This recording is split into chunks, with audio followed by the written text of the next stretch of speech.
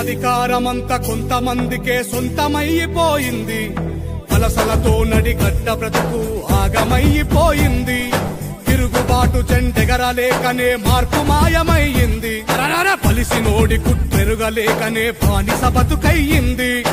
ఎన్ని ఏళ్ళు ఇంకెన్ని నాళ్ళు ఈ అణిచివేత మనపై, ఎన్ని ఏళ్ళు ఇంకెన్ని నాళ్ళు ఈ అణిచివేత మనపై. ఎదురు తిరిగి పోరాడి నిలబడితే రాదా గెలుపై. అణిచివేత ఎంత అధికమైతే ఉవ్వెత్తున లేవద ఉద్యమం.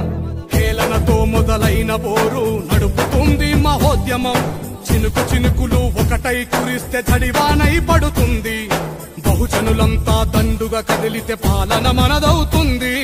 చీమలు ఒకటై పామును చంపిన చరిత మరవవద్దు. చీమలు ఒకటై పామును చంపిన చరిత మరవవద్దు. మతపు తేనుగుల కూల్చడమే మన బహుజన బ్రతుకుల్లో పొద్దు.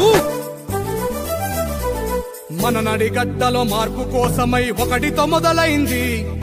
బానిసత్వములో బ్రతికే మనుషులా తోడుగా నిలనుంది. అవమానాలు అధిగమించి ఆలోచన పునాదులేసి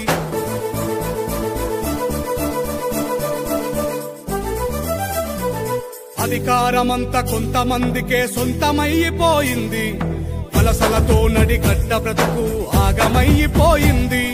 తిరుగుబాటు చెండెగరలేకనే మార్పు మాయమయ్యింది. పలిసినోడి కుట్టెరుగలేకనే బానిస బతుకయ్యింది.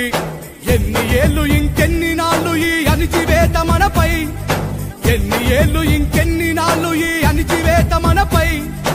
ఎదురు తిరిగి పోరాడి నిలబడితే రాదా గెలుపై.